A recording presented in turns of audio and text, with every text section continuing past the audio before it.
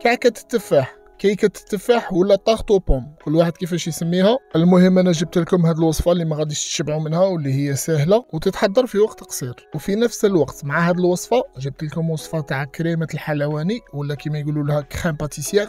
غادي نعطيكم واحد الاستيس اللي تخلي لا كريم تاعكم تجي ليس، تجي رطبه بزاف وتجي ما فيها لا حبيبات لا والو. وغادي نبداو لا فيديو تاعنا بها باش نخلوها تبرد. غادي نبداو بسم الله. في كاسرونه نديرو نص لتر تاع حليب ونحطو معاها من 5 إلى 6 ملاعق كبار سكر ابيض مبلور عادي او ما يعادل 100 غرام بالميزان. نزيدو عليهم 50 غرام تاع دقيق النشاء او ما يسمى مايزينا بما يعادل 3 ملاعق كبار تاع ماكله. نزيدو عليهم ملعقه كبيره تاع فانيليا دو بريفيرونس تكون نوعيه جيده ونختموها بحبه بيض كامله ونحركوهم مليح قبل ما نروحو نحطوهم فوق نار تكون قليله بزاف. السر ولا السكري ولا لاستيس اللي غادي نعطيها لكم راهي في التخلاط. غادي تقعدوا تخلطوا منها حتى اللي توجد لا كريم تاعكم، ستادير ملي تحطها فوق النار وانت تخلط حتى تعقد معاك حتى توجد كيما هكا كيما راك تشوف فيها. كي تولي الكريمه تاعك بهذا القوام نقلعوهم فوق النار، نجيبو نحطوها ونديرو عليها ملعقه صغيره تاع مرغارين ونحطوها في اسيات ولا طبسي ونديرو لها فيلم كونتاكت وندوها للثلاجه ونخلوها لمده لا تقل عن ساعه. بعد مرور ساعه في الثلاجه نخرجوا الكريمه تاعنا ونخدموها بالفوي كيما راكم تشوفوا.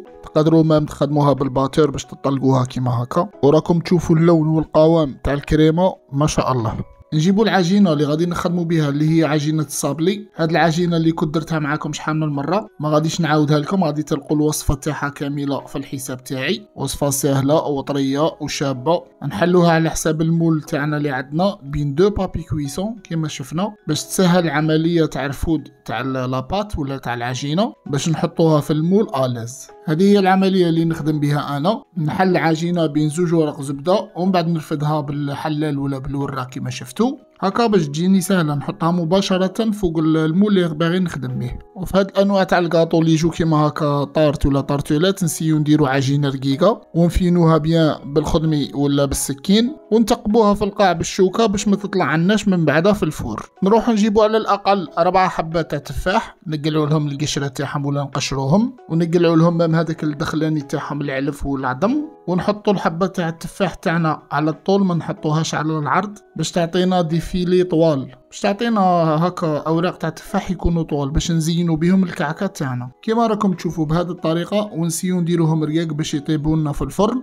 بهذه الطريقه. ونروح نجيبوا لا كريم تاعنا اللي كنا خدمناها من قبل نحطوها في قاع الكعكه ونمشوها بالملعقه بيا على كاع المساحه. وقبل ما نديرو كاع هاد الاشياء نديرو الفرن تاعنا يسخن على 180 درجه 10 دقائق قبل ما ندخلو هاد الكعكه. ونبداو نستفو في الحبات تاع التفاح تاعنا كيما راكم تشوفوا حاجه سهله. وفي الوسط تاع الحبه نسيو باش نديرو كي شغل ورده بالتفاح. المهم التزيين يبقى اختياري على كل حال، كل واحد والابداع تاعه. ونروح نوجدو في كاس صغير ولا في كاش حاجه تاع زداج نديرو ملعقه صغيره تاع زبده وملعقه صغيره تاع عسل ونحموهم شويه في الميكرووند ونزيدو عليهم واحد الرشه تاع قرفه ونمشو بالبانسو كيما راكم تشوفوا على كامل التفاح اللي عندنا في لاطارت. هذاك السكر اللي في العسل والدهان غادي يعطونا واحد الدوغيغ كيما يقولوا، والقرفه غادي تعطينا البنه تاع بون كانيل راكم تعرفوها نورمالمون.